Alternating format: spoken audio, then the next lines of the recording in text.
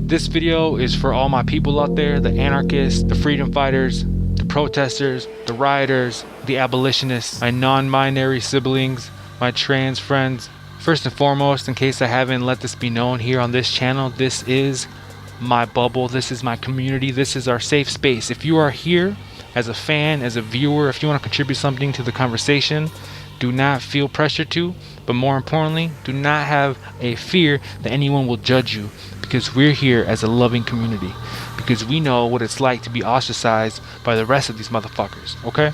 With that being said, today we're going to talk about some really serious shit. We're talking about colonization. My name is Kain. Today we're going to talk about Israel. Fundamentally, the Arab world lives in the aftermath of the colonial project. The reason why these states are there is because of colonialism. The borders were drawn up not by the people who lived there, but by Sykes-Picot, by the British and the French. There would be no Israel without colonialism. It is a Western colony in the Arab world. Just like apartheid South Africa was a Western colony in Africa. This video, this should be watched by everyone, about anti-colonialism by Sub.media. In that video, they mention anarchism and they mention Israel. They mention the state of Israel and how consistently we here in the West, in the US, turn a blind eye to what's happening in Israel, and how that's no different than what's happening here in America with the Native Americans, with the settlers, with the white man taking over the land. That's exactly what's happening in Israel. What we've been saying from the very beginning is that they can't change the system from within. So when they're sitting here staying silent about things like Israel, they're staying silent about murder. I mean, this is white supremacy. This is an extension of white supremacy.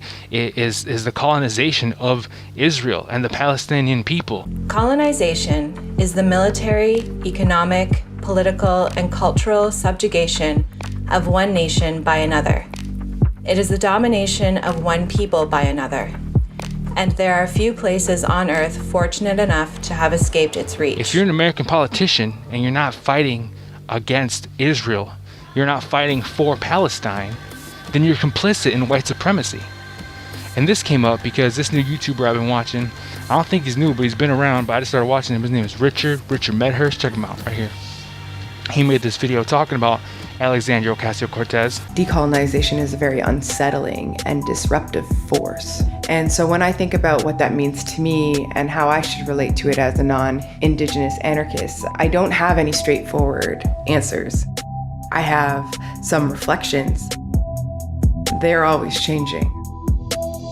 Decolonization is a very large and complex issue for me. It involves decolonizing the way we think, the way that we're sort of wired to experience reality and the ideologies in which we are saturated. Back in December 25th of last year, the end of last year, I put out this video.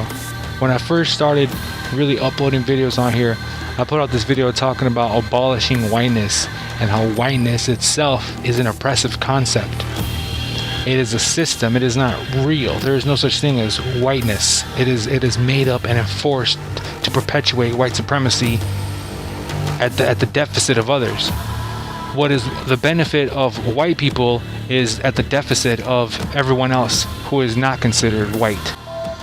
Indians, natives, Aboriginal, there's so many different terms that people use just to address who we are. But I feel that we need to address ourselves the way we believe we should be addressed. And for me, I say, I'm Ganyangehaga.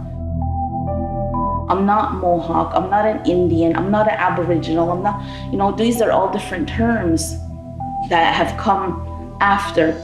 These terms, decolonization and anti-colonial, I had to Google them because I don't use those terms a lot. If you're not with us, you're against us.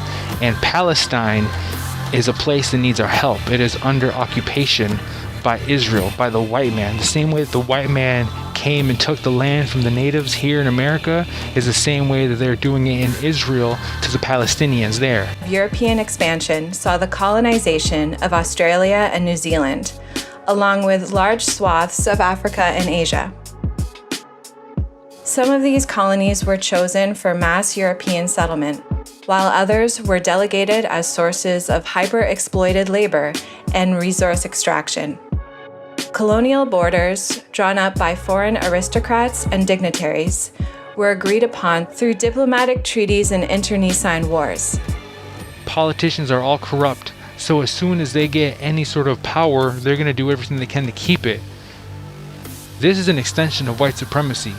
The state of Israel should not exist. Europe treats Israel as a European colony in the Middle East. So in terms of the trade agreements that give it preferable conditions in trading, the arms that are being bought and sold, Europeans are partners in the Zionist project, and they are responsible.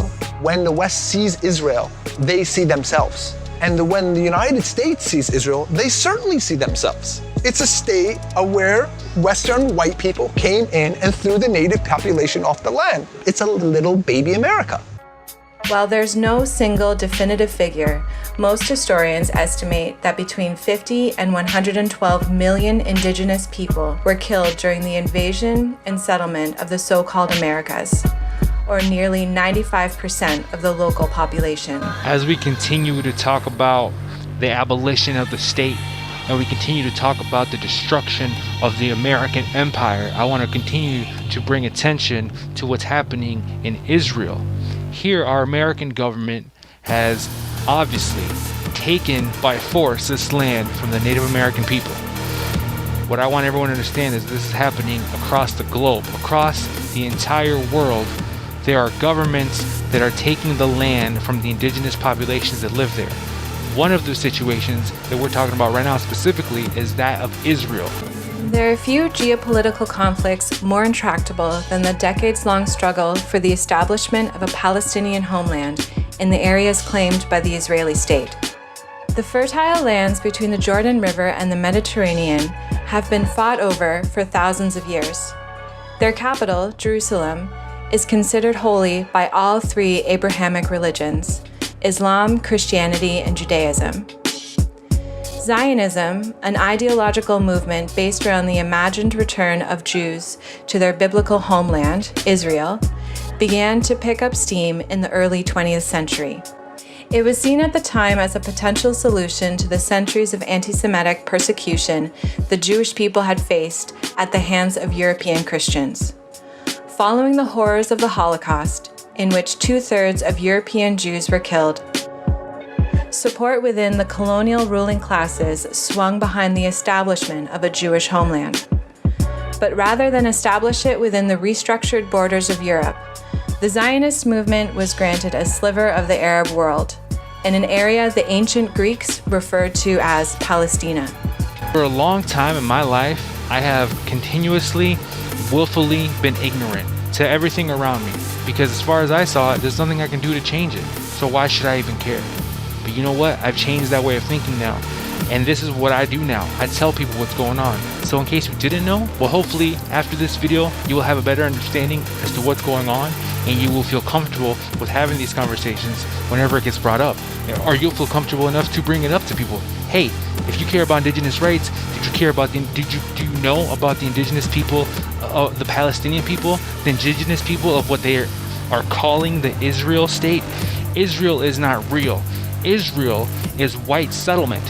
Israel is the West, is here, America. It's white people going over there to the Palestinians' land and taking it and saying that they have some sort of religious right to it.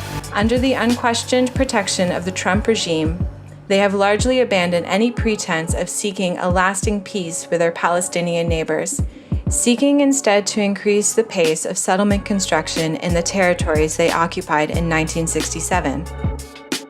But Palestinians displaced during the Nakba of 1948 have never given up their dreams of returning to their homeland. And the brave resistance of the Palestinian people to Israeli occupation is famous all around the world. Palestine is not just about statehood, it's about the return of the Palestinians to their historic homeland, which is from the Jordan River to the Mediterranean. The Jewish colony in Palestine, the Jewish state, was created by the British, who promised Palestinian land that they had colonized to Jews. So this colonial act, the fact that Britain felt that they could promise this land to whoever they wanted, was the kind of original sin here. Violence is constantly validated through religion. The same way that the white man says that he is allowed to have this land from the native is the same way that they're saying that about the Palestinian people. Anarchists have a mixed history when it comes to anti-colonial struggle. We are generally critical of nationalism, seeing it as an ideology that allows for the papering over of other contradictions within a given society. According to this line of thought, buried within the national aspirations that animate anti-colonial struggle are the seeds for the reproduction of oppressive hierarchies and ultimately a new state. That said, this criticism has, unsurprisingly, been markedly less common among non-European anarchists with first-hand experience of national oppression. From the famous Indian revolutionary Bhagat Singh to the Cuban revolutionary Camilo Cienfuegos, many prominent anti-colonial figures have either identified as anarchists or drawn inspiration from anarchist teachings. And countless other lesser-known anarchists have participated in struggles for national self-determination, or continue to do so today. I think there's a problem with Western and white particular anarchists, that they're not able to distinguish identity from national aspirations. Anarchists tend to say, well, they're anti-national, so why do you want to fight for a nation state? This is an incredibly facile and white way of looking at things. It is also arrogant. Fanon understood the importance of national liberation struggles, as defined as national liberation struggles, because that is how they were confronted by settler-colonial regimes. They were controlled as Bantu, as Algerian Arabs, as Palestinians, as whatever. You become those identities. All of our identities are constructed, but those are the identities in which the Palestinians are acting now. I made a video talking about abolishing whiteness and how whiteness itself is an oppressive system. It's an oppressive force. Whiteness needs to be demolished, destroyed, abolished completely. Whiteness is the root of all evil, and whiteness goes hand in hand with religion. So when we talk about what's going on in Israel, that's why it's going on. It's because America, the whites that are over there in Israel, the Israeli people, are continuing to say that they are allowed to have that land, that they should have it. Palestine is the litmus test of a true revolutionary in this country. And if you're not 100% on board, then shut the fuck up. And that goes for fucking anarchists, and I don't care for any sort of leftist. Shut up and listen to the people on the ground, listen to the people conducting the PDS, listen to the revolutionaries in Palestine. And that's the way you do it. And then motherfuckers want to tell me that I should care about politics. We have Alexandria Ocasio-Cortez over here, AOC, and the Rat Pack. They're all fucking around, not doing what they should, just like Bernie has been. You can't say that you care about people when you're picking and choosing who those people are. Don't start something you can't finish, Don't start trying to be something you're not either. So whatever you're good at, find, if that's what you're passionate about, and find a way to mix it with your talent so that you're enjoying yourself, because it does get hard. It's emotionally exhausting, and there comes a point where you just have to take a step back and remember to take care of yourself. It's like, the way I envision it is like two braids. Like, you have the boat here, and you got all your intermingling and all your people and ideas, and over here we have our braid going on. And people have to realize that it's not just one straight and narrow path that everyone has to take. There's a weaving going on, and we're all connected one way or another. You have to get away from the colonialism's way of thinking, and you have to start thinking on your own. The main intention is not yourself as the priority. The main intention for this to work is the priority of the other generations coming, that we keep this equality and peaceful practices going for them, not just for me.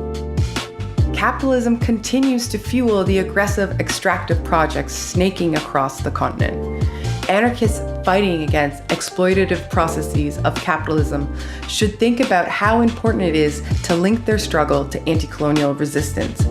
And for many, I think this means rethinking post-revolutionary ideas of industrial societies.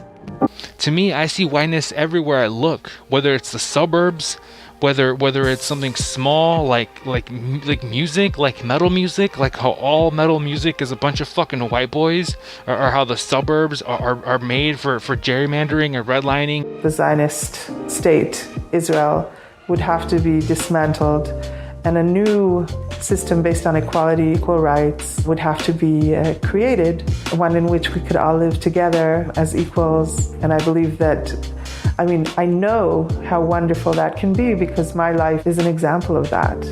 So I'm really looking forward for that day, for the refugees to return, the prisoners to be freed, and the occupation to end, and apartheid to be dismantled, where I can meet my friends from Gaza on the beach of Haifa and have a cappuccino. We have a date for that day, so we're looking forward to it.